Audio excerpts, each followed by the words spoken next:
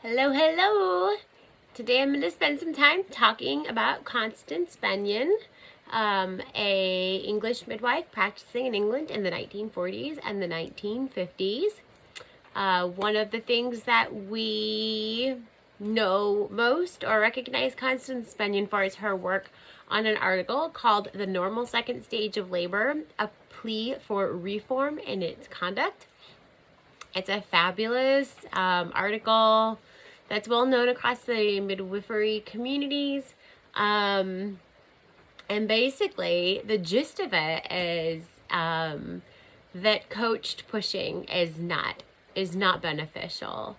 And she gets into lots of the ins and outs, but there are really three main points that Constance Beynon gives as a plea or for reasons that we should reform the way that care providers are guiding and coaching moms during that time. So basically, we've all got these like stereotypes, I'm sure, that still live on within us, things that we've seen in movies and TVs. It's just so much coached pushing, so much intervention during that second stage, kind of like almost this capitalistic patriarchal concept, right?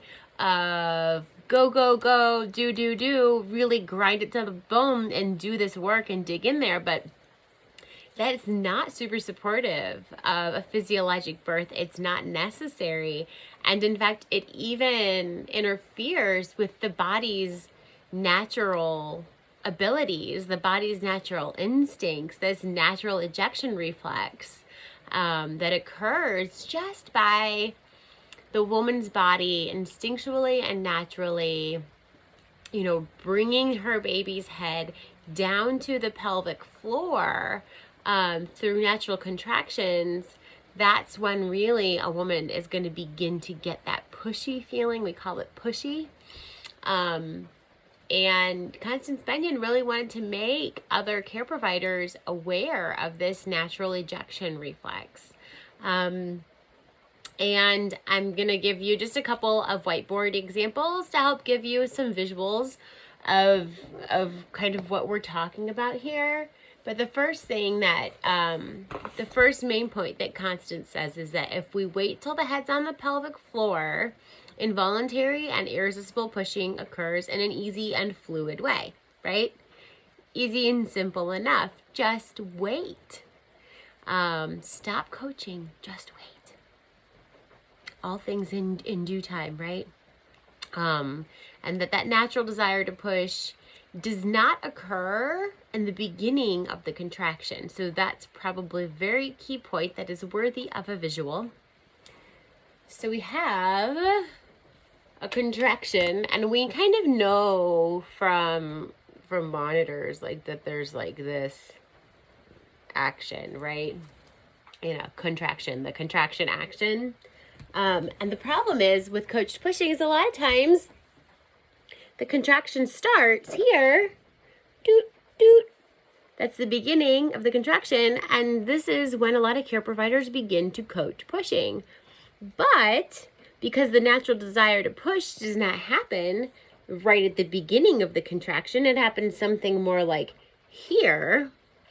We're just having all of this unnecessary energy being put in at a time when physiologically a woman is not naturally having that tendency, that desire. The body's not speaking up, right? We're muting the body's voice by coaching women to begin pushing here when a contraction starts. And the other problem with that is that not all contractions are created the same.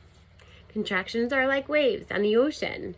Think about when you were a little kid and you're playing in the waves and you're kind of riding them and you're looking out in the distance and you're thinking, oh, here comes a really big one. We better hang in there because this one's going to be fun.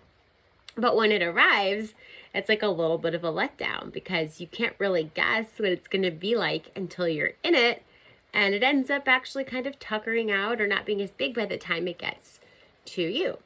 So you just never know with a woman what the intensity and productivity of each contraction will be, and trying to dictate that to a mom by telling her to forcefully strain and push through each of these diverse waves is just not effective energetically.